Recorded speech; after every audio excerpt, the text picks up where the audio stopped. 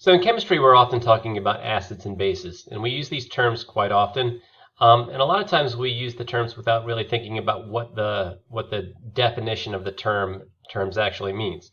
So in this video, I'm going to go over the different definitions of acids and bases, and then in the next few videos, we'll be talking a little bit more of the in-depth topics surrounding them. So first of all, when you talk about the definition of an acid or a base, it would be really nice if you could just say, this is what an acid is, this is what a base is. But it gets a little bit complicated because whether something is an acid or a base has to do with the specific role that it's playing in a chemical reaction. All right, and I'm just going to use a football player analogy for this concept. If I just showed you a picture of Tom Brady and said, is that offense or defense? All right, well, most people would say offense. He's a quarterback, and quarterbacks play offense. But if you go back to it, it's not that easy because there are situations where he might play defense. All right, so going back to the definitions, offense is someone who's trying to score, defense is someone who's trying to prevent scoring, and just consider the moment after an interception. After that happens, his role in that particular play is defense. He's trying to tackle the person that intercepted the ball. So in the same way, acids and bases, I can't just take a chemical all by itself and say, is this an acid or is this a base? You would actually have to see what it's doing in a chemical reaction to say whether it's an acid or a base. The second thing that makes the definitions of acids and bases a little complicated is that there's actually three sets of definitions that we use for saying whether something is an acid or a base. So why do we need three separate sets of definitions for the same terms?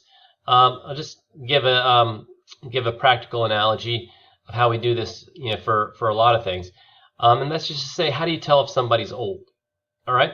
Well, there's a technical definition. Most people understand what it means to be old. That means that you've been alive a long time. All right. But if you think about it, you can go through in any crowd and make a fairly good determination of how old people are. You can very easily tell a child from a teenager versus someone that's elderly. All right, and ask yourself, do you do that by asking everybody what their birthday was? All right, we don't do that. We use a more practical definition in terms of how we figure out someone's age. We use a lot of visual cues like their hair color, their skin texture. A lot of times you could tell just by the sound of somebody's voice whether it's a child or an adult. All right. So which one do we use more often? The one that is always correct, the technical definition, or the one that's more practical? All right. We actually use the practical definition of age a lot more often, and it's because it's very quick and it works most of the time. All right, so why don't we always use the practical definition of age, all right, using somebody's hair color or skin texture? Because there's some times where it's just not that accurate, all right? In those cases, we have, for example, if you wanted to buy alcohol in a grocery store, they're not going to be able to use this definition. They're going to have to go back to the technical definition, all right? So there's a couple of sets of definitions, and we're going to go into those a little bit later in this video. Actually, we're going to go to those definitions right now. All right. So the reason that we have the three different sets is, as history went on, we started off with an original idea of what we thought it meant to be an acid, and that original definition was what was called the Arrhenius, or what the IB curriculum calls the ionic theory of acids and bases. All right. A little bit of time went on, and people modified this to make it a little bit better, and that's what created the Bronsted-Lowry definition.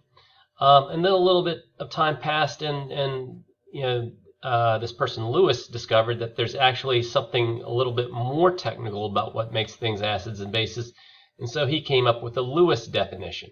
All right, and we're going to go through all three of these sets of definitions. I do want to point out that the Arrhenius and Bronsted-Lowry are both SL level, whereas the Lewis definition is only required at the HL level. So an Arrhenius acid, or what IB would call an ionic acid, is a hydrogen-containing compound that generates either H+, which is hydrogen ion, or H3O+, which is hydronium ion, when dissolved in water. All right, we'll talk about this in just a second. These aren't two different things. They're actually the same thing. All right. An Arrhenius base would be something chemical that either neutralized an acid or created hydroxide ions when dissolved in water. All right. So some examples. This right here is HNO3. This is what we commonly call nitric acid. And if we take that, and so if you have pure HNO3, it's a gas. All right, that's what that G in parentheses is. And what this means is you're going to dissolve that in water. And what that would generate when dissolved in water is H+. And you can put this AQ. This means that it's dissolved in water. But it would also make nitrate ions. All right. So what I want to point out is that even today, people would commonly draw this reaction this way. This doesn't actually happen. What would actually happen is HNO3 would react with a water molecule, and one of the H pluses, one of the hydrogens, or actually an H plus from the water molecule gets donated. Okay, let me quickly correct that. One of the H plus from the nitric acid gets donated to the water to make this species right here. So if we add an H plus to H2O, we end up getting H3O+, and what you have left over is nitrate, right? So an example of an Arrhenius base, if we had sodium hydroxide and we dissolve that in water, it's just going to act like an ionic compound where it's going to dissociate into its positive ion, which would be the Na+, and the negative ion, which would be the hydroxide, OH-. So I mentioned before that this top reaction right here doesn't actually happen. All right, so why do people still write this as if it does? And it goes back to a little bit in history where people used to think that just like you can have free sodium ion dissolved in water, we used to think that you could have free H+ floating around in water or just dissolved in water. All right, so again, an H+, people often refer to it just as a proton, because if you had a hydrogen molecule and one of the hydrogens lost both of the electrons that were in the bond, the only thing that would be left is the proton nucleus of the hydrogen. So that's why people often call this H+. All right. So people used to think that it existed free in water. All right, but instead what always happens is that a neighboring water molecule, one of the electron pairs on that oxygen, will create a bond with that H+. All right, and that creates this species right here. Note that with the water molecule, you have two lone pairs. With this, you only have one lone pair. The other lone pair is now in that comprised of the electrons in this bond right here. And where is that charge that was on the H+? Well, that would now reside on that oxygen atom right there. All right. So this right here is also written. If you write it as a formula, it would be H3O+. But people often, even still today, will refer to this just as H+ AQ. All right, dissolved H+. All right. And whenever you see this written, what they really mean is this right here. All right, and it's just something that goes back to history from when people used to think that there was free H+ in water.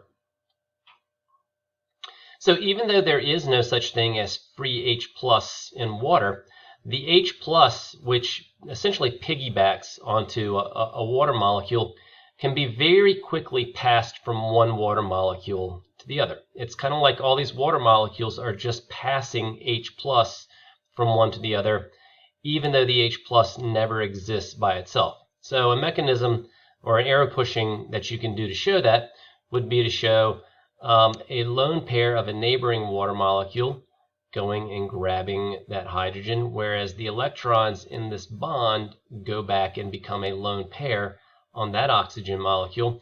So essentially in this reaction right here, what we've shown is this H3O+ has passed an H+ to this water molecule. All right, and as soon as this happens, This guy right here is very likely going to be passing the H plus to another water molecule.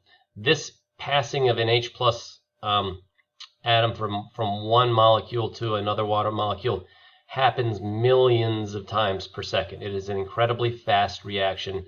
So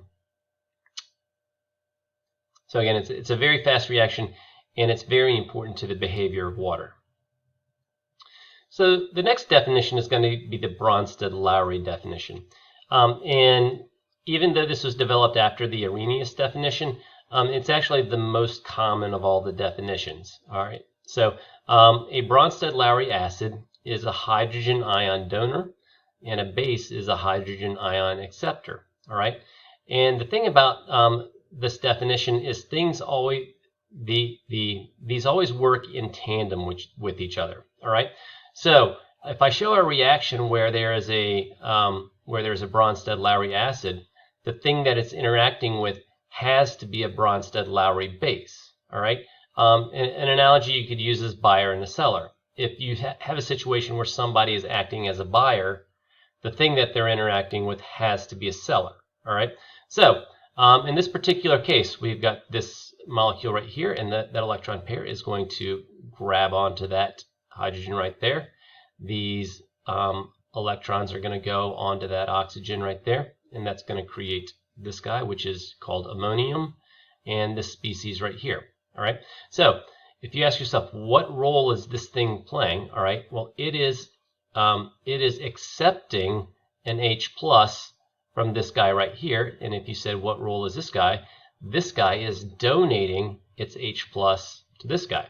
So since this guy is an H plus acceptor, that is going to make it a base. All right. Since this guy right here is an H plus donor, that's going to make it an acid.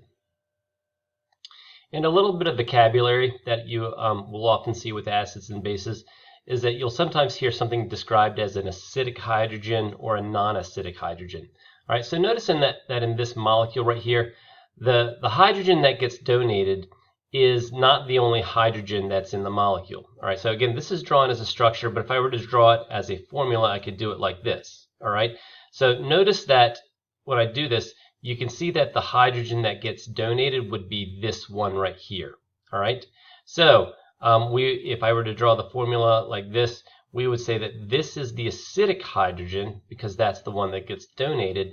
But within that molecule, this is a non-acidic hydrogen because it's not a hydrogen that's going to get donated to a base.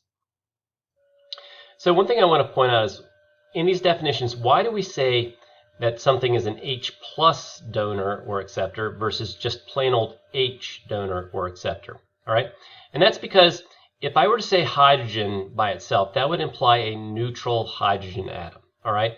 And a neutral hydrogen atom has an electron that goes along with it. All right. But what's the difference between that and H plus? H plus, so a neutral hydrogen atom is one proton and one electron. But an H plus is a proton but without an electron.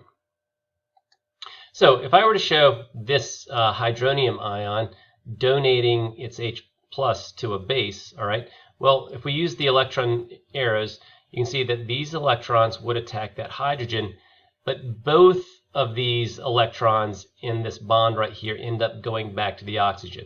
All right, so ask yourself, what ends up getting donated to this base?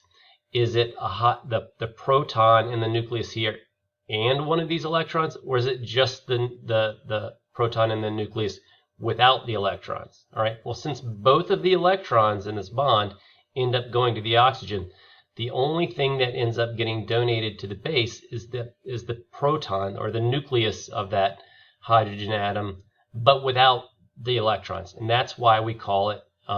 We say that it's an H plus that is being donated or accepted rather than an H, all right? And that's going to become important later because when we do oxidations and reductions, one of the definitions is a donation of hydrogen where literally sometimes they do mean this right here.